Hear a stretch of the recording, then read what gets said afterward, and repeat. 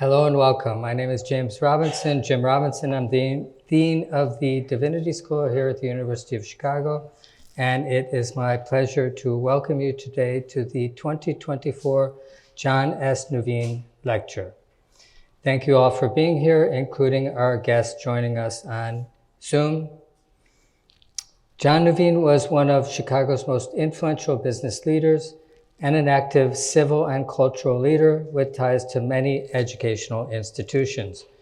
At the University of Chicago, he served as a trustee, as chair of the university's Alumni Association, and most importantly, as a trustee of the Baptist Theological Union, which established the Nuveen Lecture in his honor in 1972. I want to acknowledge all the members of the BTU which are here with us today. We appreciate your ongoing support of the Div School. There are many, yes?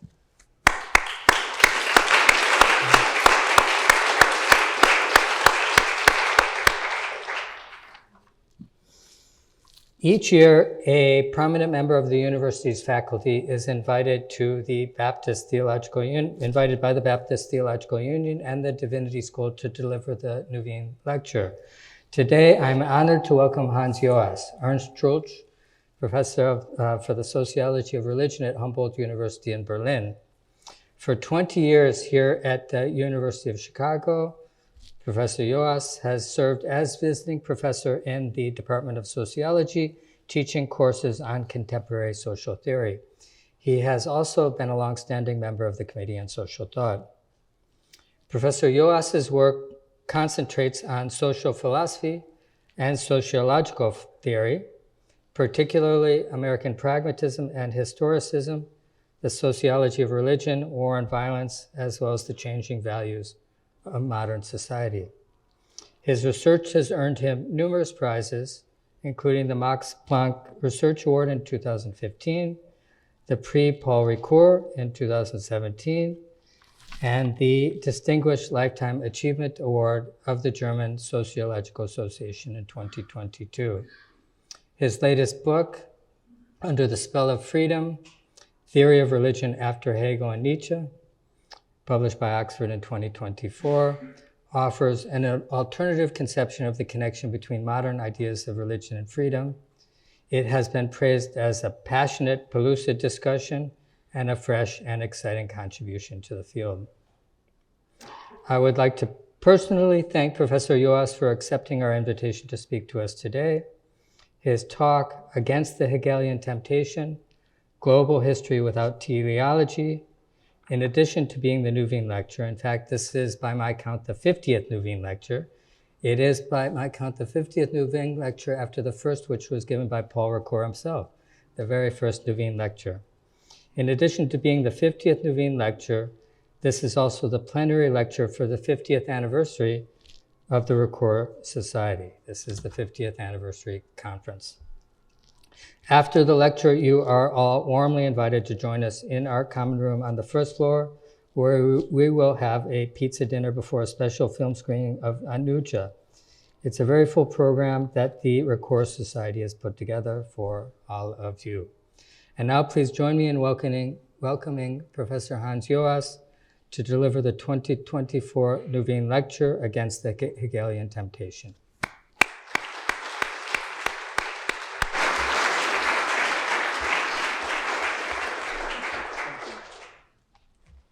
Good afternoon. First of all, I would like to express my gratitude to the Ricoeur Society and the organizers of this impressive conference, particularly Michael Johnson, Jeffrey Dirksens, but also to Dean James Robinson and to the Baptist Theological Union Board of Trustees for having decided to present my talk as the John Nuveen Lecture 2024. It's a very, very great honor for me to be placed on a list that contains the names of such luminaries as Mircea Eliade and Paul Ricoeur himself. My feelings, however, are also a little bit ambivalent because I'm aware of the fact that I'm speaking here in front of an audience that is full of leading experts on Paul Ricoeur's thinking. I myself have indeed also admired Paul Ricoeur's work for a long time, and incidentally also his personality when there were occasions for me to talk to him. First in Bulgaria, of all places, where I was invited together with him and Jürgen Habermas, and it was a very interesting opportunity to see Habermas and Ricoeur together, and also to see how different personalities of leading philosophers can be. Habermas is always very agonistic, and Ricoeur was modest and shy, very warm. I saw him in Germany and in other places, but this would be a topic for a different occasion. I have been deeply influenced by him in my own writings, but only few of these writings deal directly with Ricoeur, and it would be an exaggeration if I claimed to be a Ricoeur expert. The main intellectual inspiration for me has come from elsewhere, as has just been mentioned, namely the tradition of American pragmatism on the one hand, and from the mostly German tradition of hermeneutics and historicism on the other hand. It is a somewhat mysterious fact for me that Ricoeur, despite the enormously wide range of his interests in philosophy and theology, never mentioned my two great heroes, George Herbert Mead and Ernst Troeltsch, two leading representatives of the traditions just mentioned. Mead, as you all probably know, taught here at this university for about 40 years and is world famous for his social psychological theory of the formation of the self, to be found mostly in his book Mind, Self, and Society, originally published in 1934. And every reader who comes from sociology or social psychology will certainly expect that Ricoeur's great book, Oneself as Another, discusses Mead, but will not find anything in it. Mead's other main contribution was his philosophy of temporality, posthumously published in a book in 1932 under the title Philosophy of the Present. The title played with the expectation that the book will give an overview of the contemporary situation in academic philosophy. But instead of giving such an overview, Mead developed an understanding of temporality focused on the present. That's why it's called philosophy of the present.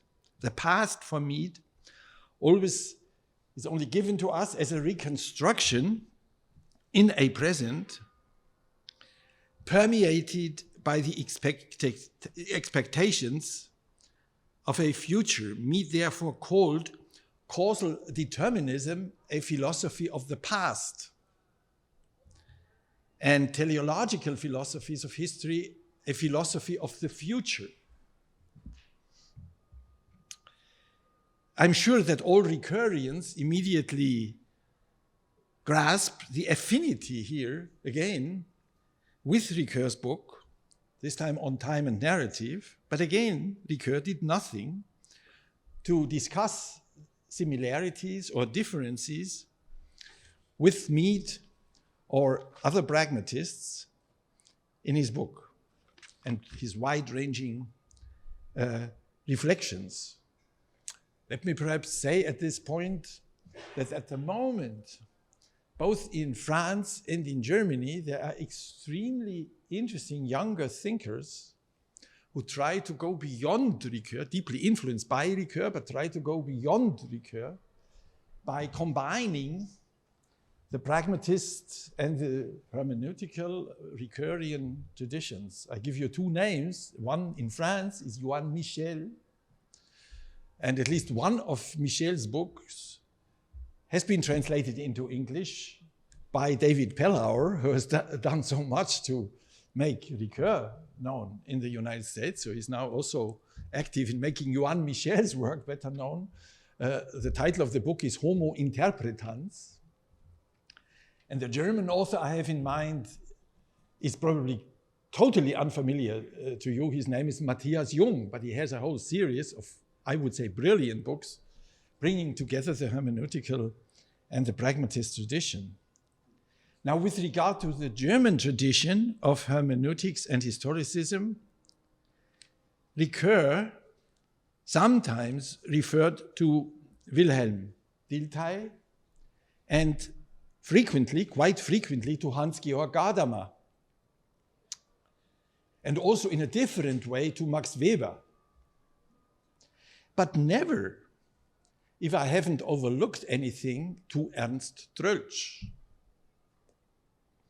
Although Troeltsch was considered by Dilthey to be his true intellectual successor and was a close friend, even housemate, but also intellectual rival of Max Weber's.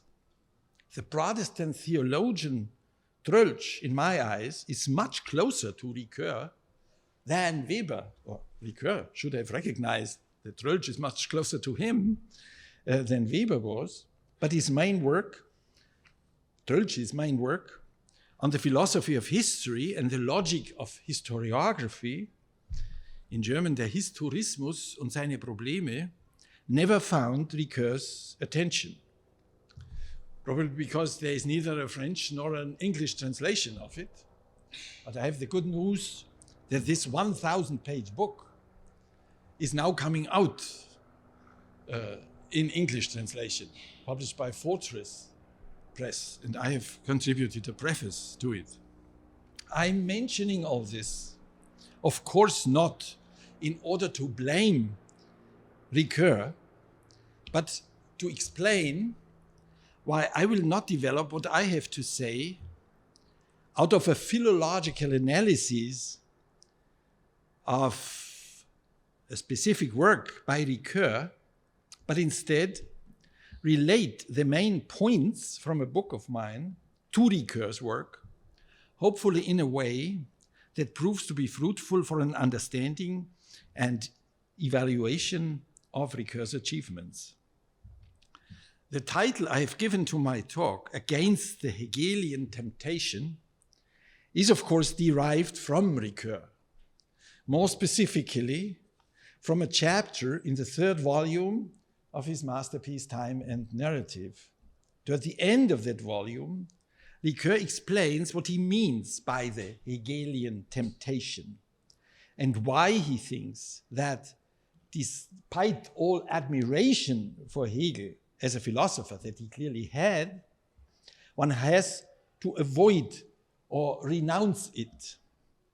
In a nutshell, we have to resist the temptation symbolized by the name of Hegel for two main reasons. One is the danger of teleological philosophy of history. What, with reference to me, they just said philosophy of the future. That is the view that human history has an inbuilt telos, a goal toward which it is moving, even if the individual or collective actors are not aware of this supra-personal goal and do not have any conscious intention to realize it. The other reason, besides this danger of teleological reasoning about history, is the idea of total mediation, the dream of absolute knowledge, une totalité sans reste, as Ricoeur put it in his earlier essay, The Hermeneutics of Symbols and Philosophical Reflection. I will have more to say about both topics in the course of my talk, but I would like to emphasize at the outset that it is a sign of Ricoeur's greatness that his critique of Hegel does not leave us with a postmodernist view that if there is no telos in history, we can only identify an infinite variety of contingent stories that do not allow for any reconstruction of world history as one history. Think of my subtitle, Global History Without Teleology. Nor does Ricoeur's denial of total mediation or of any stage model where philosophy is higher than religion leave us with nothing but the assertion that there somehow is in the area of religion a mere coexistence of highly abstract philosophical or theological reflection and the experiences and symbolizations of the sacred. Instead, he opens the perspective of a highly differentiated understanding of the constant interplay between experience, articulation, and reflection in that area. I'm very much on Ricoeur's side in both regards. But I think there are not only 2, but 4 dimensions in which we have to distance ourselves from the Hegelian temptation. And it is remarkable that Ricoeur's contributions also help us in the 2 additional dimensions he himself does not present under the same label. The 2 other dimensions are the understanding of freedom in Hegel and the extreme Eurocentrism of Hegel's philosophy of history. Let me briefly explain how these 4 dimensions are interconnected and why I take this whole matter of repudiating Hegel so seriously. I consider Hegel's philosophy of history one of the 2 most influential narratives concerning the global history of religion. The other one being Max Weber's narrative of a world historical process of disenchantment, allegedly having set in with the Hebrew prophets and their struggle against magic and preparing the ground for modern European secularization. In that Weberian narrative, religion does not have a future, at least not for responsible people who are not willing to sacrifice their intellect. You all probably know the quotation from Weber's Science as a Vocation. In the Hegelian narrative, the history of religion has a future and a present, a telos. That is, it leads to a highest form of religion. For Hegel, Christianity. The history of Christianity, again to a highest form, namely Protestant Christianity. And Protestant Christianity finally leading to modern political freedom. For Hegel, the German Lutheran, since the Reformation, as he said and wrote, the German nations have contributed decisively to the historical development of this political freedom, namely a freedom guaranteeing state, which finds its historically highest and ultimate form in Prussia, in the wake of the reforms implemented in response to its defeat at the hands of the Napoleonic army. For those who are not acquainted with the facts of Prussian history, that was in 1806. Hegel's systematic philosophy is thus connected with a grand narrative that has rightly been called the great epic of European modernity. It leaves a place for religion, but only, one could say, for a Protestantism for highly educated people.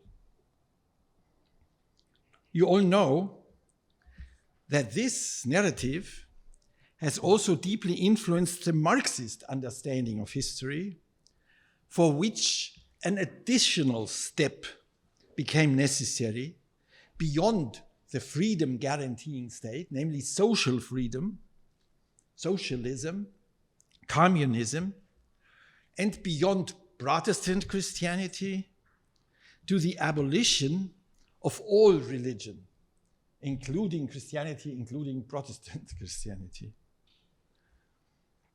In a different way, in the English-speaking world, a quasi-Hegelian narrative has developed, focusing not on Prussia and Lutheranism, but first on Britain and then on the United States, and on more radical versions of the Reformation, not Lutheranism, but Calvinism and Baptism. Ironically, in that Anglo-Saxon version, Max Weber, who was not a Hegelian in his understanding of history, began to play a crucial role with his study of the role of Protestantism for the emergence of the spirit of modern capitalism. This deeply influenced so-called modernization theory in the social sciences after the Second World War, mostly in the 50s and 60s, and its revitalization after the collapse of communism around 1990. To renounce the Hegelian temptation, I said, we have to take 4 of its dimensions into account. Hegel's philosophy of history is based, that is my claim, on an understanding of religion, of history, of freedom, and of Europe. And in all these respects, it proves to be problematical. Let me briefly go through these 4 and specify in each case what Ricoeur has contributed to an alternative, and why he has to be considered a crucial figure in a theory of religion after Hegel. And the book on which my argument is based, that also contains a chapter on Ricoeur, but many more references to Ricoeur, has this title, Under the Spell of Freedom. It was mentioned by Jim Robinson in his words of introduction. So first, the understanding of religion. I'm speaking about an intellectualistic understanding of religion in Hegel. At first sight, this assertion may seem unjustified, because in his early work, and especially to Kant's moralistic conception, Hegel did take into account the role of feeling, intuition, and imagination in religious faith. But in his phenomenology of the spirit, he already leaves us in no doubt that for him, there must be an absolute knowledge that is higher than the spirit even of revealed religion. For Hegel, faith must not remain at a preconceptual level. For him, such preconceptual, subjective religiosity is in and of itself open to content of any kind. This is the systematic point at which Hegel and Schleiermacher differed so radically. I emphasize systematic because, as you probably know, there was also a deeply personal dimension. They simply did like each other, and there are anecdotes how students prevented them from getting into fist fights. If Schleiermacher defined religion by means of a feeling, namely the feeling of absolute dependency, then for Hegel, this was wholly inadequate. In a famous jibe, Hegel remarked that under Schleiermacher's presupposition, a dog must be the best Christian because it lives with a constant feeling of dependency on its master, while, as Hegel said, the receipt of a bone triggers feelings of redemption in the dog. But what sounds like a masterful rebuff simply fails to do justice to Schleiermacher's sophisticated understanding. That is the reason why Schleiermacher consciously refrained from responding publicly to Hegel's attack. There is a difference between persons capable of freedom and recognizing themselves in all their self-confident freedom as nevertheless absolutely dependent. And a dog, incapable of freedom, perpetually limited by its natural dependence.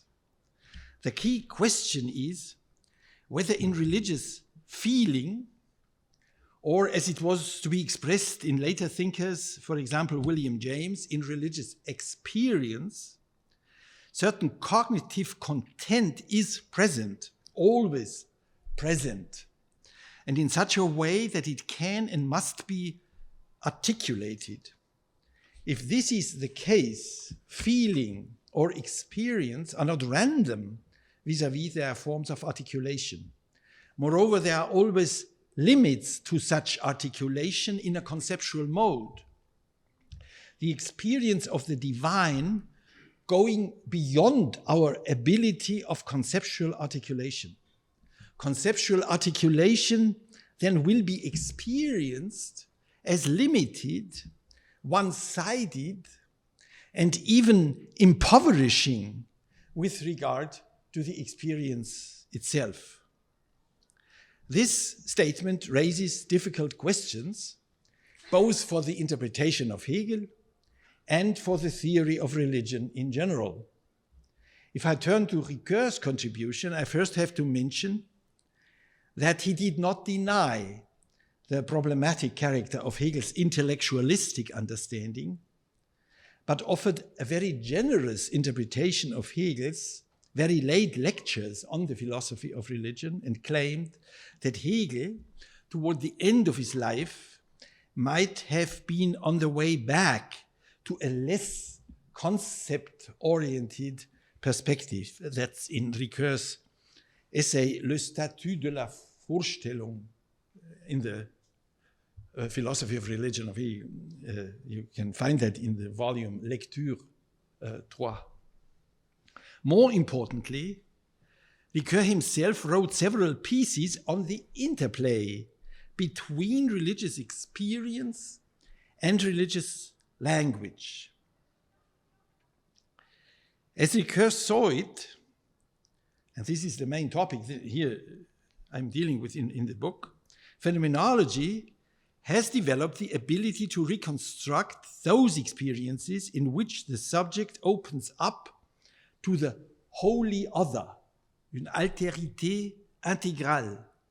And Ricoeur offered a sketch of a phenomenology of praying to show how such a self-opening toward the divine can be understood in an active sense. The main difficulties in his eyes concern the linguistic mediation of such experiences that seem to epitomize the seizure of our entire person. Even the most intense such experiences, according to him, have to be seen as culturally mediated. I fully agree. Let's say conversion stories. There exist conversion narratives, and people who convert somehow express themselves in the framework of existing conversion narratives. So I fully agree with him here.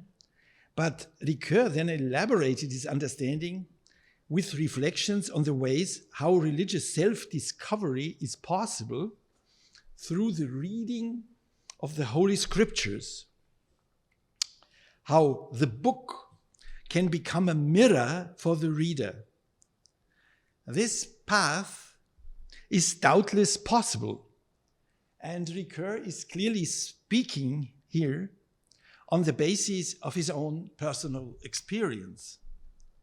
But one step in his argument irritates me, a non sequitur that seems surprising coming from such a careful thinker as Ricoeur, and perhaps points to something deeper.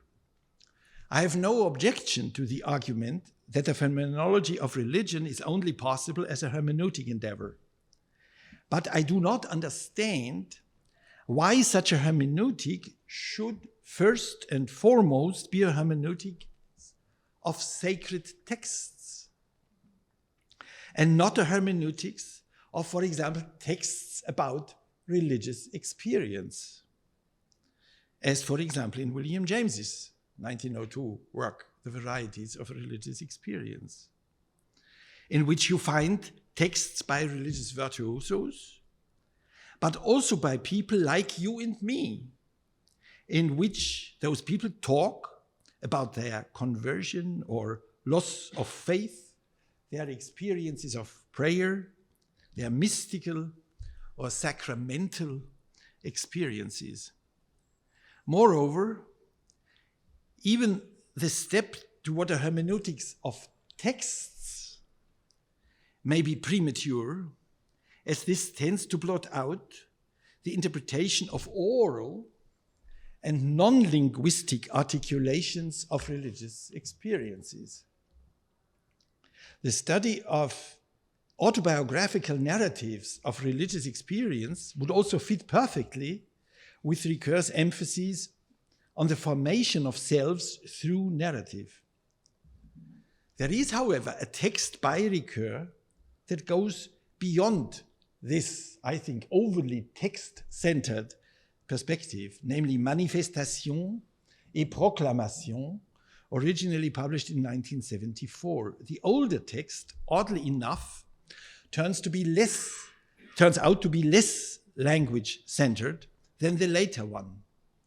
Under the influence of Eliade, and with reference to Rudolf Otto, Ricoeur elaborated there how little in many religions the experience of the sacred itself is linguistically constituted and language-centered. He opens up a scripture-centered understanding of religious experience to what I call sacramental experiences. But I think he does not go far enough there, and that this has something to do with Otto and Eliade and their limitations. So with the phenomenology of the sacred, instead of a phenomenology of the experience that is constitutive for the sacred. Now, I would need much more time to explain this difference, but I see James and Durkheim on the second side, so to speak, and Eliade and Otto on the first. Second point, the understanding of history. Here, I would mostly like to focus on just one aspect that is common to Hegel, Marxism, and modernization theory. They are all not only teleological with regard to the past, seeing the present as the superior alternative to that past and the necessary outcome of history, but they also consider the political freedom resulting from that history as firmly anchored when it has become established. In this view, there may be disagreements concerning the desirability of specific institutionalizations of political freedom, and certainly the assessments of Christianity or religion may differ widely, but a collapse of political freedom or a reversal seems to be absent as a future possibility. Neither in Hegel and the whole of cultural Protestantism, nor in Marx and his followers, the danger of a retraction of the freedom already achieved, of the possibility of the new order ever appeared. Empirically, one would have to look at individual thinkers and countries separately here. In France, for example, because of its frequent political upheavals, both the political thought of Alexis de Tocqueville and that of Émile Durkheim were highly sensitive to the question of whether out of liberal democratic orders, specific forms of threat to this order and of transition into new tyranny are conceivable. In Germany, where in 1933 not only the democracy of the Weimar Republic collapsed, but even everything that had already been achieved, for example, in the rule of law before 1918, before the foundation of the Weimar Republic.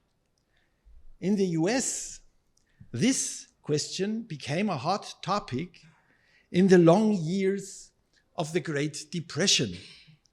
John Dewey's, the famous pragmatist philosopher's book on religion, published in 1934, is an important outcome of that. The atheist Dewey asking, can democracy be saved without religion? In 1996, the prominent American neo-pragmatist philosopher Richard Rorty published a brilliant dystopian essay on the abolition of democracy in the US in the 21st century. And when this appeared in the New York Times magazine, I and others took it to be far from reality. But in the last decade, this fear seems to have become more and more intense and maybe realistic. All this is to say that a new emphasis on the historical contingency, on the non-necessary character of political freedom has developed, and this has become crucial for the impulse to renounce the Hegelian temptation in the area of history.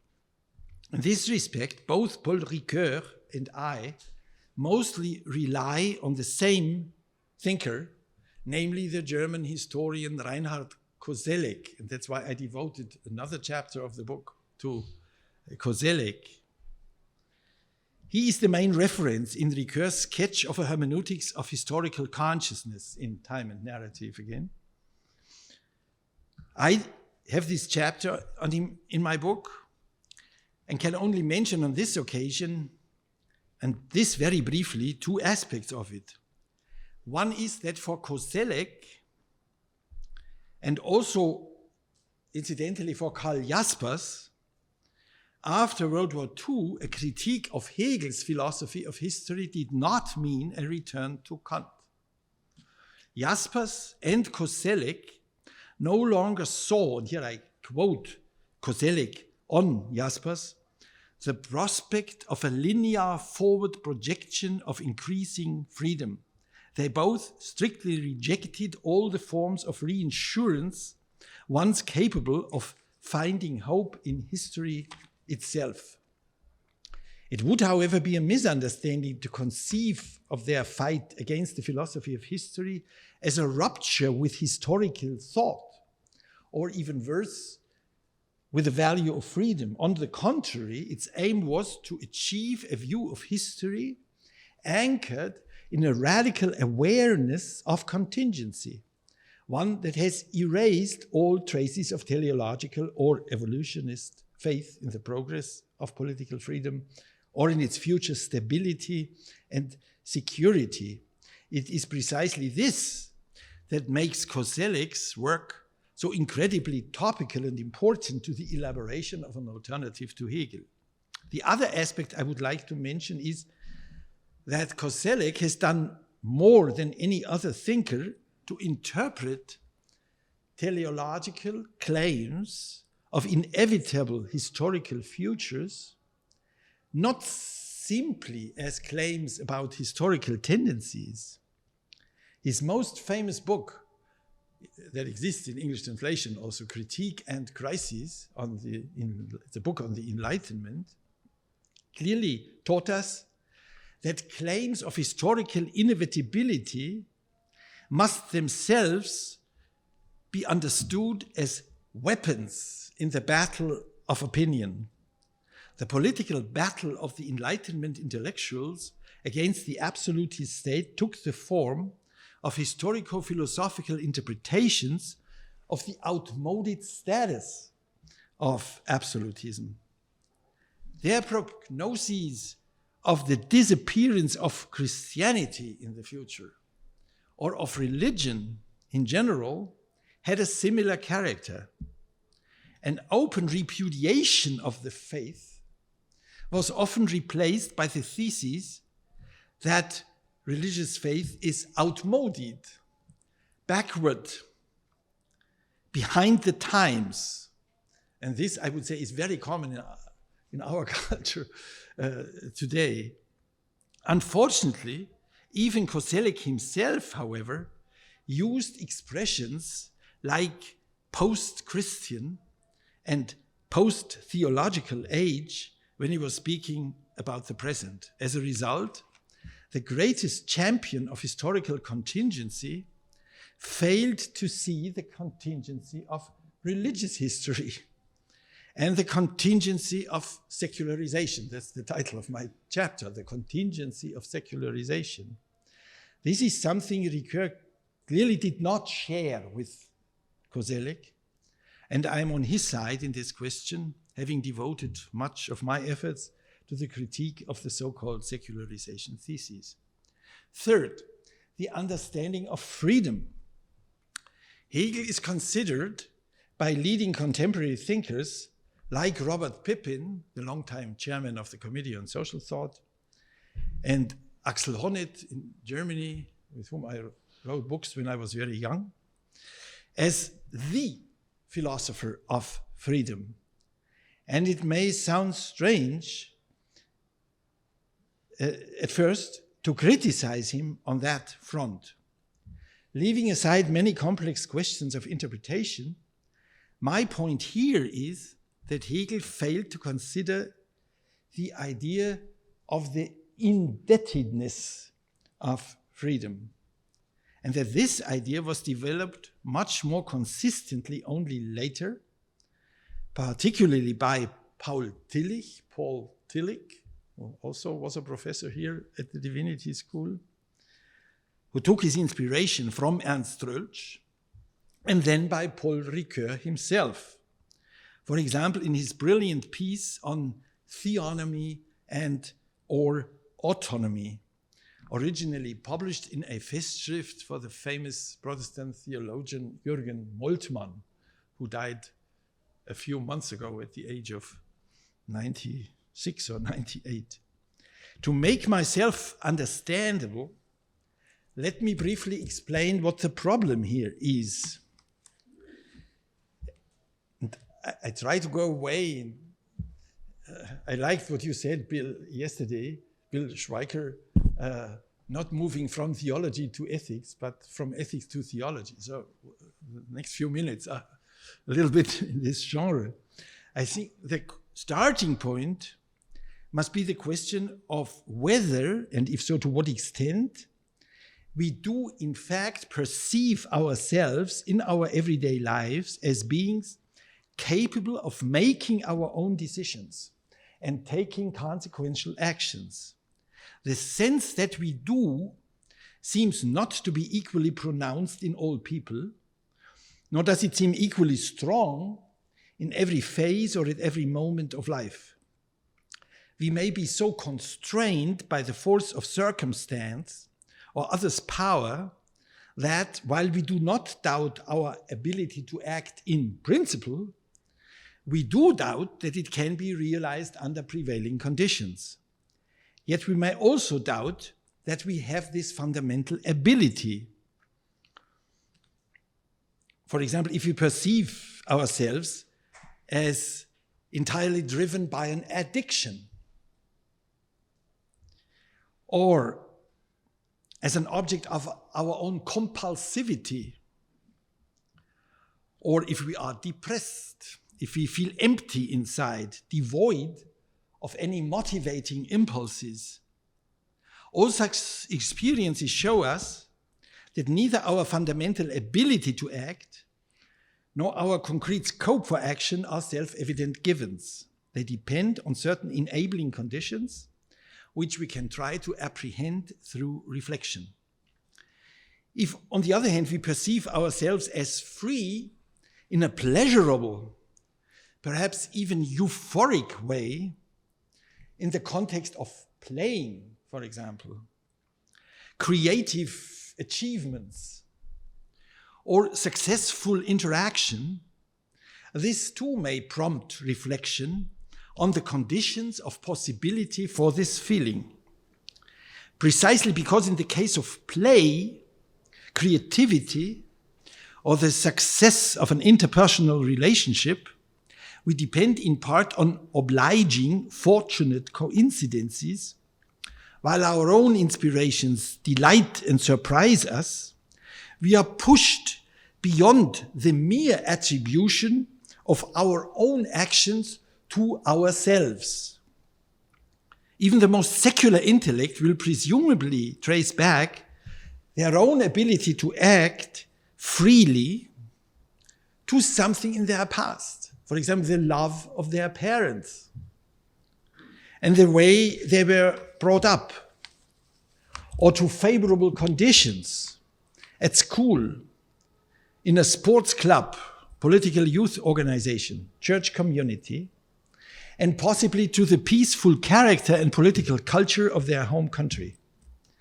Such reflections, however, do not easily come to an end, since we can query where our parents had this ability from, what enabled our parents to be loving parents, or which teachers educated our teachers. And the same goes for role models, group structures. We can take such deliberations as far as the question of the capacity for the freedom of the human species and its general preconditions. This, however, means that the insight into the indebtedness of our capacity for freedom takes us beyond our immediate environment and the present era, and that it makes sense to identify preconditions for this capacity that even transcend human beings. Hence, an innocuous feeling of gratitude for the freedom we enjoy may give rise to the questions of anthropology, in turn prompting even more far-reaching questions of a metaphysical and religious kind. Human beings are able to act freely, but why? Not in the sense of what are the specific anthropological attributes, but why did they emerge in human beings? Because in fact, in reflecting on the indebtedness of freedom, the majority of people are not chiefly interested in its ancestry or in the history, let alone the ladder of nature or the great chain of beings as envisaged by pre-modern natural philosophy. What moves them most strongly are existential matters. What does it mean for my conduct of life that I have not made myself a free being? What does the unavoidable insight into my vulnerability and the finiteness of my existence mean for the way I live my life? Does the fear of suffering and death paralyze me in such a way that it restricts my ability to act and make decisions? Or does faith free me from this fear, thus enhancing my ability to lead my life? Am I sufficiently aware of my dependence on others? And do I consistently incorporate others' dependence on me into my self-understanding as a free person capable of acting? In Christianity, though by no means exclusively, the idea of indebted freedom has played a central role and has a long tradition since Paul. The best-known passage in this regard can be found in his letter to the Galatians. It is for freedom that Christ has set us free. Or translated differently, Christ has freed us, and he wants us to stay free. So stand firm and do not submit again to the yoke of slavery. Now, I do not want to get at this point into the, let's say, theological interpretation of this letter and of this passage in this letter. I want to move closer to Ricoeur again. It was Paul Tillich, I think, Paul Tillich, who liked to call himself Paulus, incidentally, like the apostle Paul, was certainly not the first to put forward this tradition-steeped idea, but it seems to me that his merit lies in the way he introduced it into the debates within classical German philosophy on the autonomy of the morally capable and rational person. The Kantian tradition throws up the problem that religion seems to occupy a secondary status vis-à-vis autonomy in a moral sense, and attains even this status only if it serves as a source of motivation for moral action. If it fails to do so, then religion is bound to appear as a threat to human autonomy, as submission to commandments and laws imposed by an outside authority, or to the will of a feared superhuman being. In the Left Hegelian tradition, religion thus became the epitome of heteronomy, and overcoming it was viewed as a crucial prerequisite for advances in political autonomy. In the French intellectual tradition of the last decades, I think this in Castoriadis, Lefort, Marcel Gauchet, you can find this idea everywhere there, that the highest value is autonomy and religion is heteronomy and prevents us from reaching autonomy. It would, of course, be absurd to deny, and Tillich did not deny, that faith may in fact be heteronomy, that individuals may fail to realize or avoid their autonomy through obedience to the church, for example, if I may use a Catholic example. But it would just be as absurd to view all resistance to religious belief as safeguarding autonomy. Tillich recognized that the conceptual pair autonomy-heteronomy is simply not enough to clarify these issues. According to him, we need a third concept that emerges from the deepening of autonomy in itself. This is a quotation from Tillich now. The deepening of autonomy in itself to the point where it points beyond itself.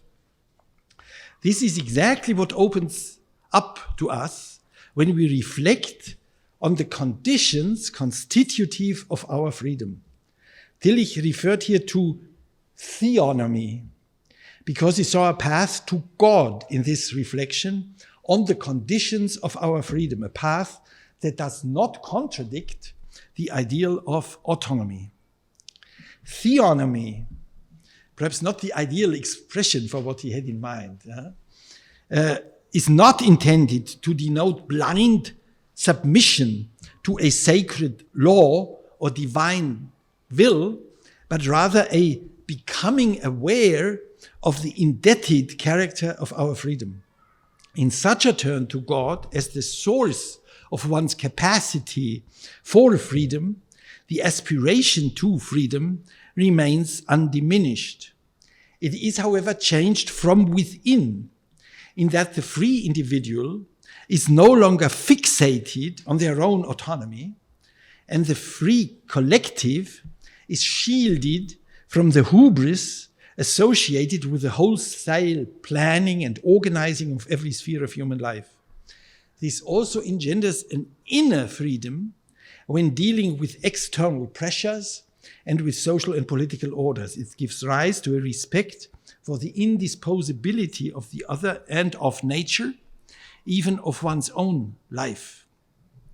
Hence, however much we might prize the value of self-determination, it is not the only or self-evidently highest guide when it comes to moral reflection. In a masterly essay, Paul Ricoeur took up this idea of the relationship between autonomy and theonomy and developed it further.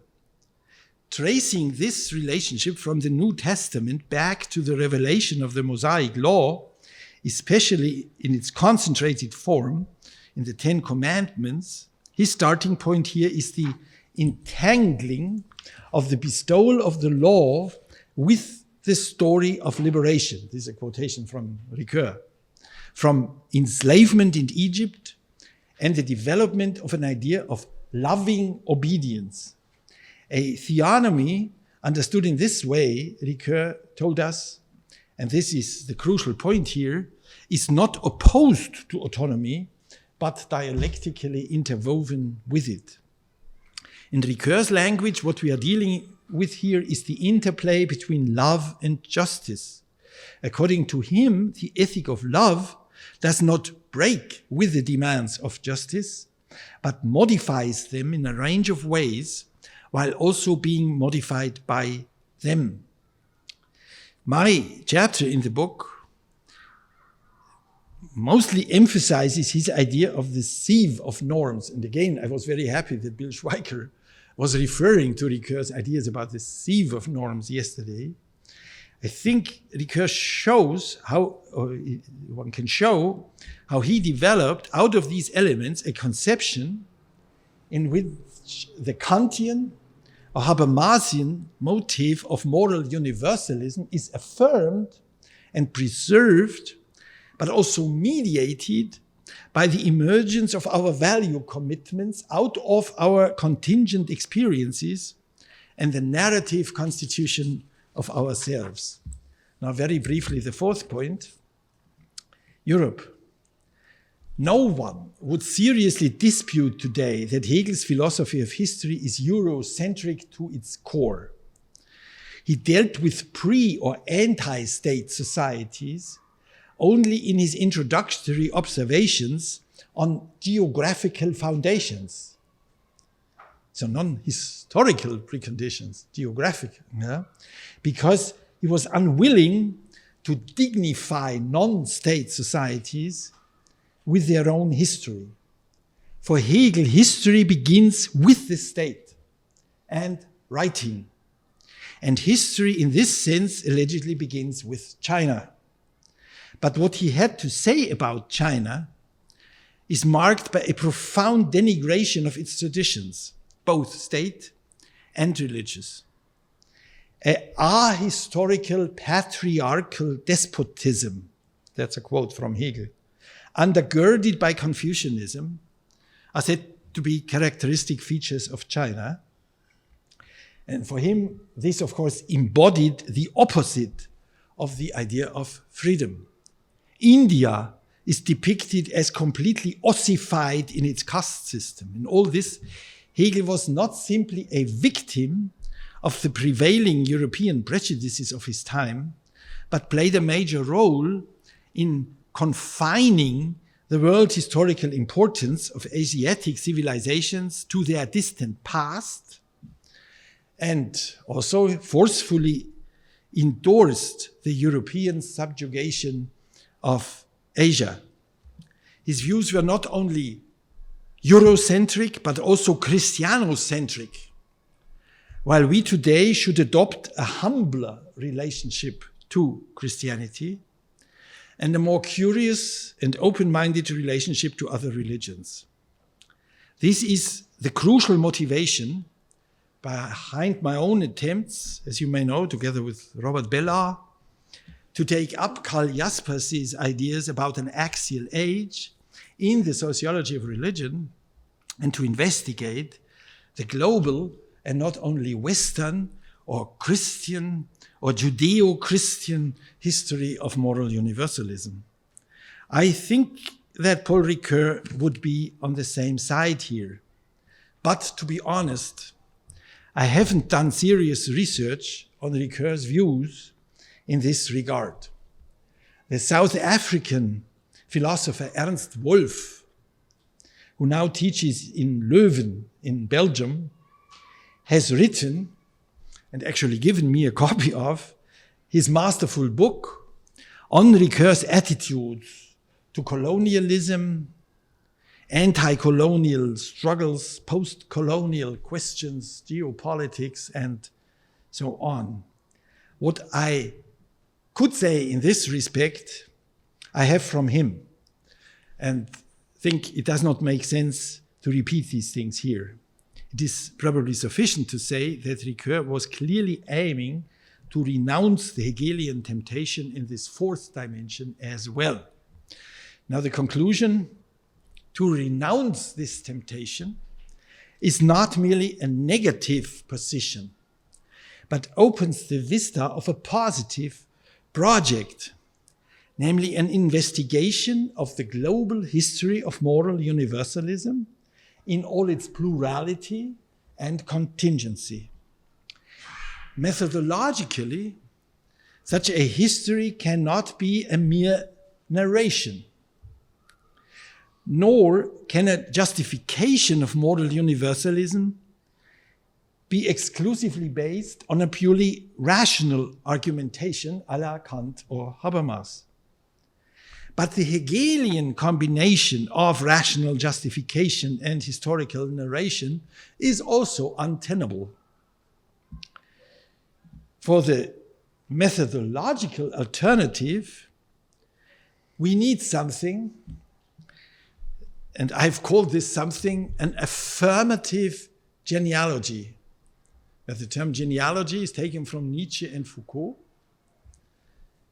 but in opposition to them, not in order to liberate us from the values of our tradition or from all values, but to trace its history so that it can support our commitment to universalistic values. So I have called that, in the book for which I received the Prix Paul Ricoeur, the English title is The Sacredness of the Person. I've called it, in the methodological chapter of that book, an affirmative genealogy, and I take affirmative from Ricoeur. Affirmative does not mean an alternative to critical, but to destructive. For such an affirmative genealogy, that in my own work is mostly based on Ernst Strölchi's work on historicism, but also on Ricoeur, I think, I would simply need more time, so that I think I leave a more specific characterization of what that means methodologically to another occasion. Okay, thank you.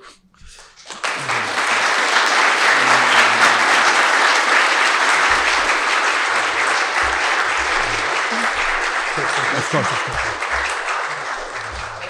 Time for a few questions, so please, over here, so we can use these quick to project it most clearly.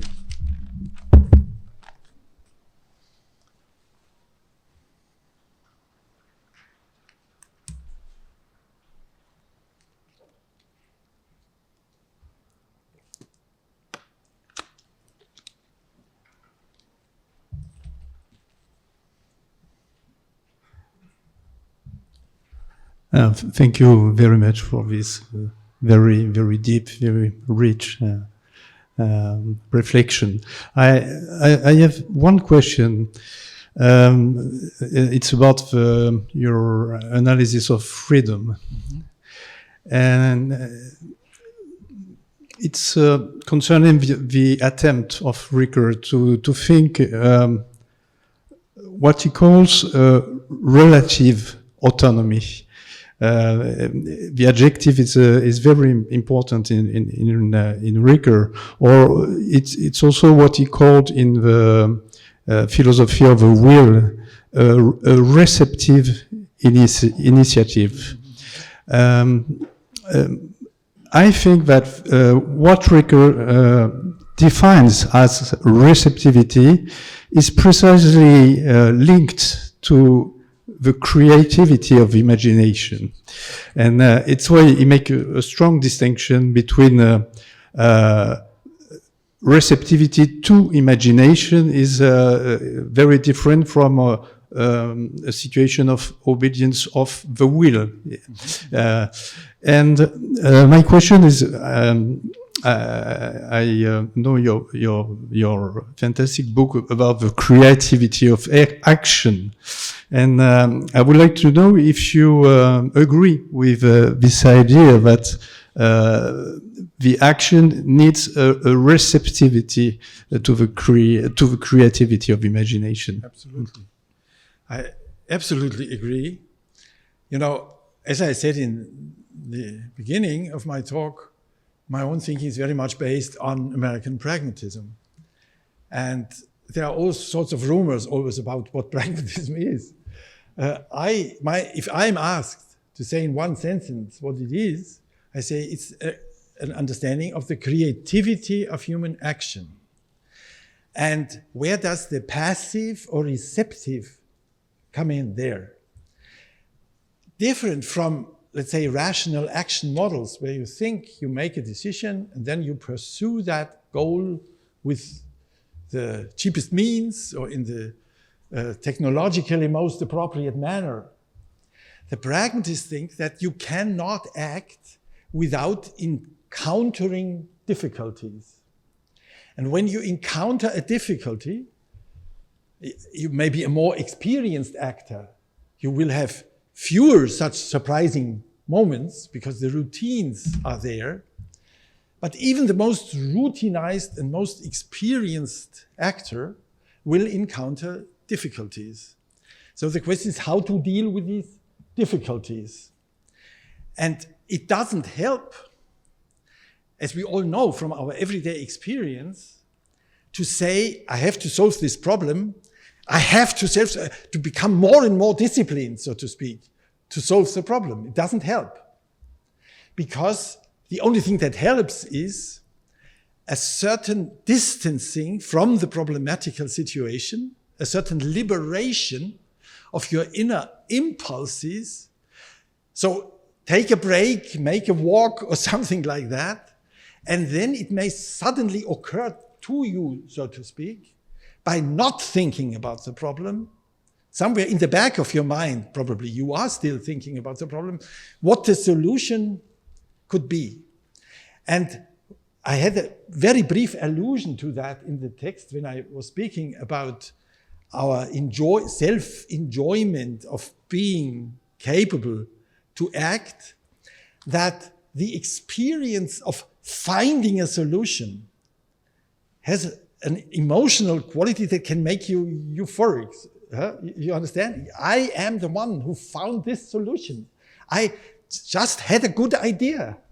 And there has to be, and John Dewey was very good at that, describing that, a critical dimension after that. Otherwise, it's just arbitrary ideas coming to you. So there has to be a selection instance, so to speak.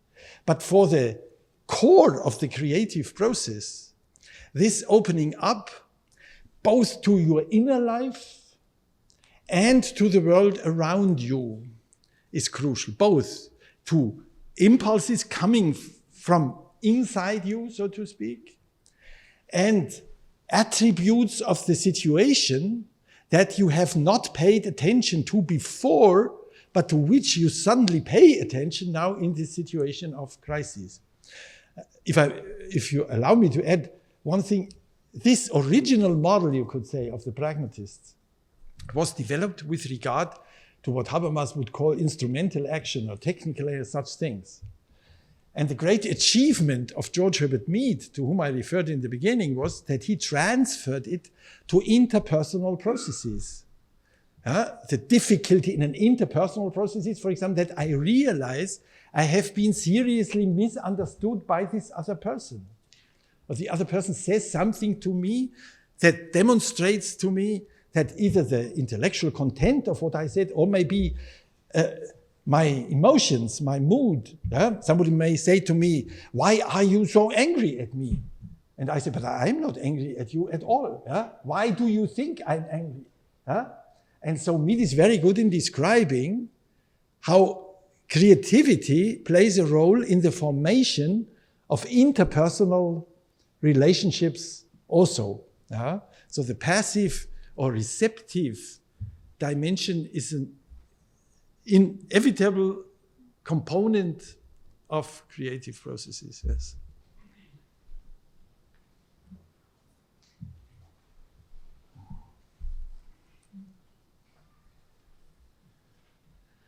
Thank you so much for the talk. It may be my failure, but I wasn't quite clear on what basis at the end you called for a global investigation of universal moral universalism, because that seems to push against some of your critiques of Hegel. And so what form, where did that come from? And then secondly, would it have to take, I wouldn't think, a theoretical form, because this is what you're criticizing, too much of an intellectualist theoretical form. Would it be a philosophical anthropology, or would it be something more like the pragmatist sort of forms of shared life, forms of tolerance? You know, different cultures and traditions have developed ways of accepting difference without answers, without solutions. Would it be something like that, or would it have to be a theoretical unity? Thank you. No, I fully understand, so to speak, that you asked this question, because I put in this reference to a larger project in the concluding section without really making myself understandable. So if it's all right, I briefly say that the book I was referring to in the talk is the second volume of a trilogy I've written. The third volume is also done. The first volume has the title The Power of the Sacred, and was mostly devoted to the refutation of the Hegelian, of the Weberian narrative of disenchantment. So the structure of the trilogy is to say there are two extremely influential narratives with regard to the history of religion and politics. Weber and Hegel. Volume 1 demonstrates why Weber's narrative doesn't work, so to speak, and volume 2 demonstrates why Hegel's narrative doesn't work.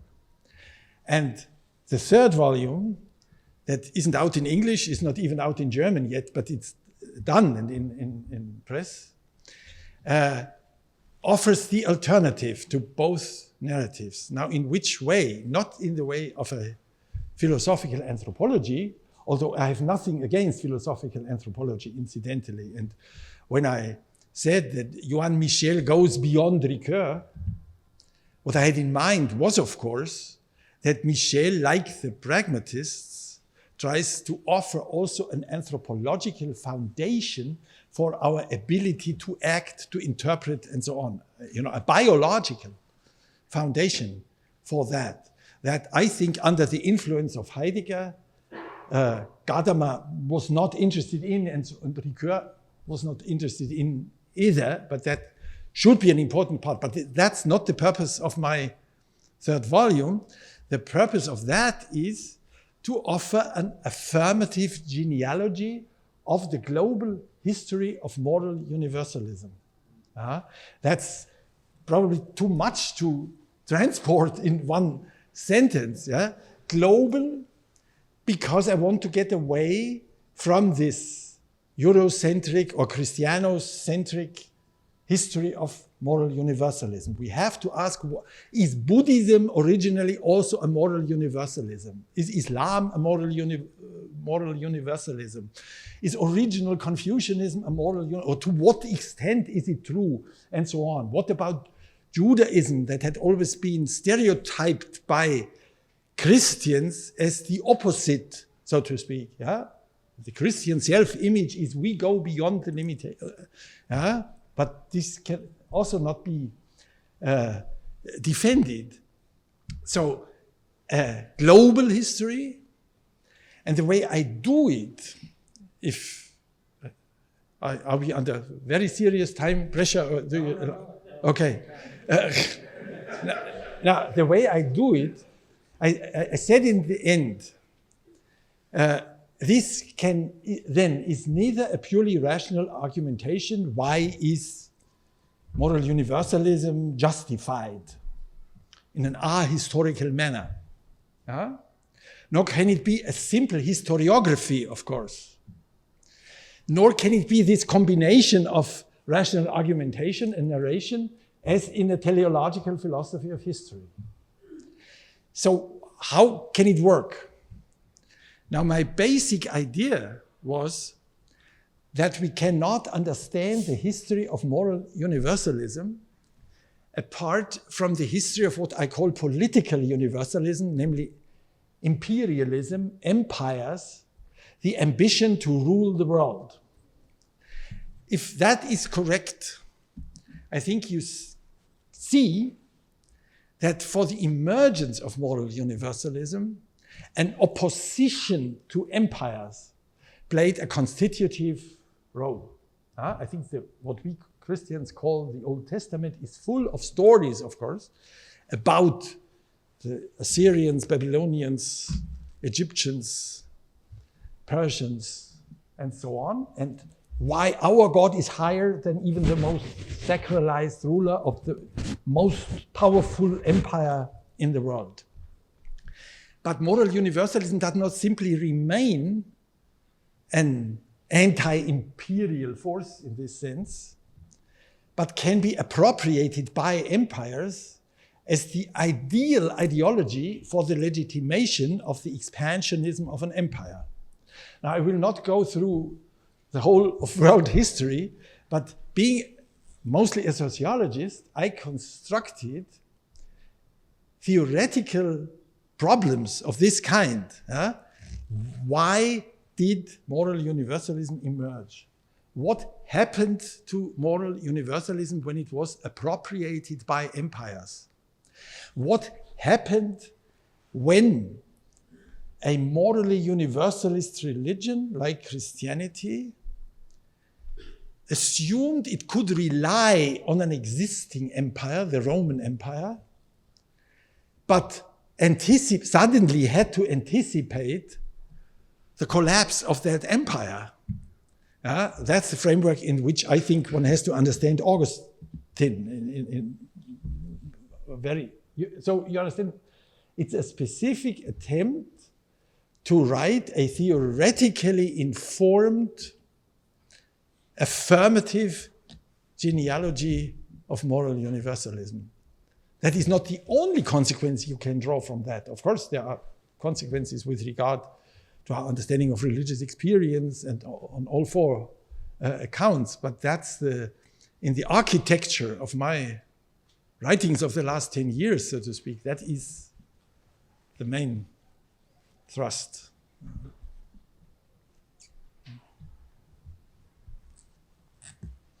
Sorry for putting pressure on you. I was just trying to help. No one was asking questions. So my question is, can we say that American pragmatism is a form of Hegelianism without teleology?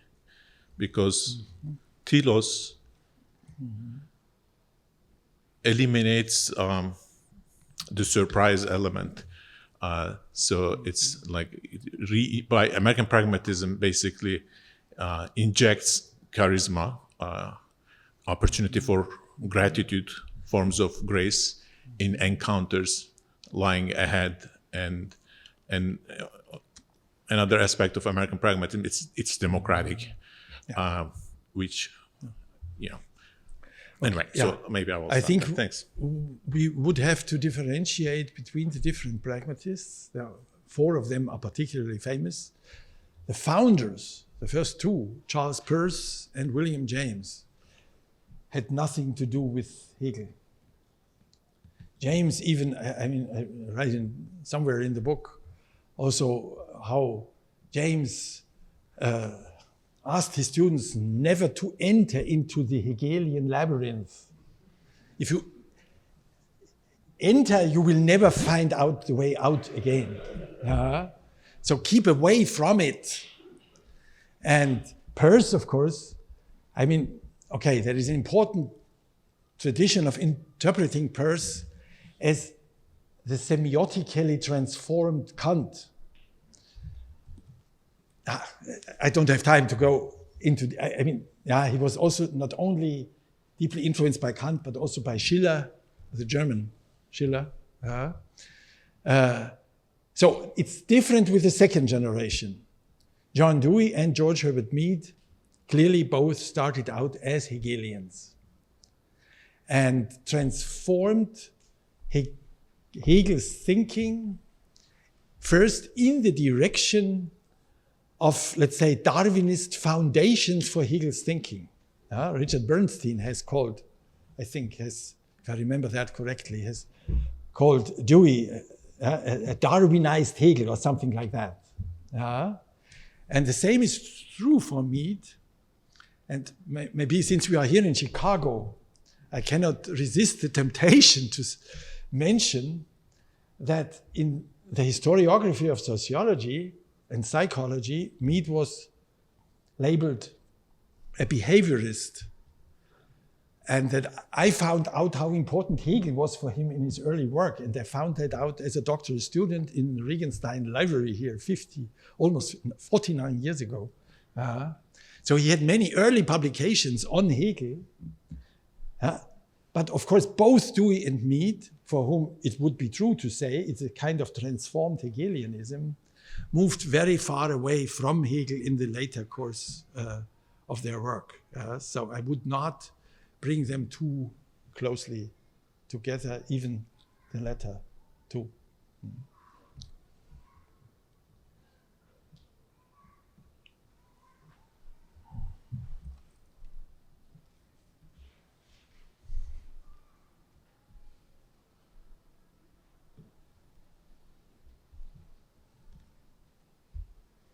I'll make this quick in the interest of time. It's interesting to me that you emphasize the Axial Age, which comes from a book called The Origin and Goal of History. Right. In other words, it's profoundly teleological. No. So I'm just curious, and I see that one of your titles is Die lange Nacht der Trauer, Erzählen als Weg aus der Gewalt. And I'd just like you to say how these, and you know, Ricoeur saw history as going from dogmatisms to dialogue. How are those things not teleological, but in a different sort of non-cognitive way? Very good question. Actually, two questions. No, Jaspers was not teleological in his book. Although goal is in the title, but it's clear, like for example, in what I just said about the history of moral universalism, that one can, I think it's clear that one can defend something as being the good. For me, there is no doubt that moral universalism is better than moral particularism, so to speak. But that does not force me at all to assume that history is developing in the direction of an ever firmer foundation for moral universalism. You know, I sometimes say, as a German, I feel even morally obliged not to think teleologically because of 1933 and so on. So, because of the experience that a direction, a movement in the direction of, let's say, democracy and respect for human rights could be reverted. So Jaspers also, and I mean, I did not quote Jaspers here, but Koselleck on Jaspers makes very clear that he says, we are aware of what the good is and what history should lead to, but we are totally against any assumption that we can trust history to lead to this. That's what I mean by it doesn't make sense, complete contingency. That's on a very abstract level. Of course, under all specific historical circumstances, you have to identify the specific sources that could make you optimistic or that have to make you pessimistic, so that not everything is possible at all times. But in principle, history can lead to very serious surprises, and there is no foundation or no guarantee that this will not happen.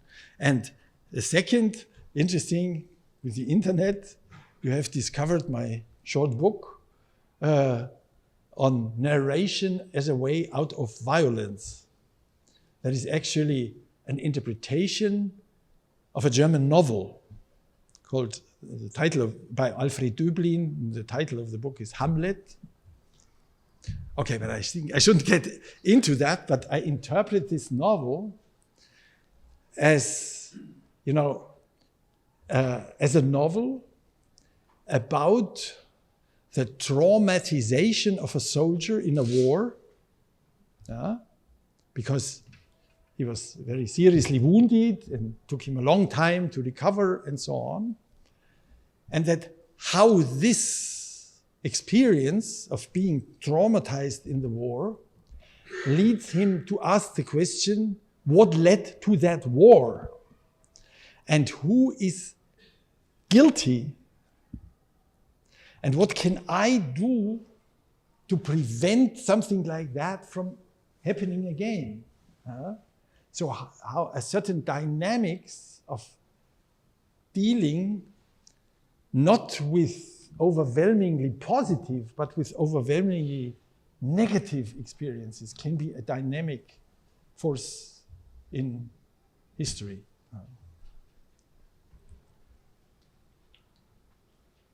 Thank you very much, Professor Joas. Thank you.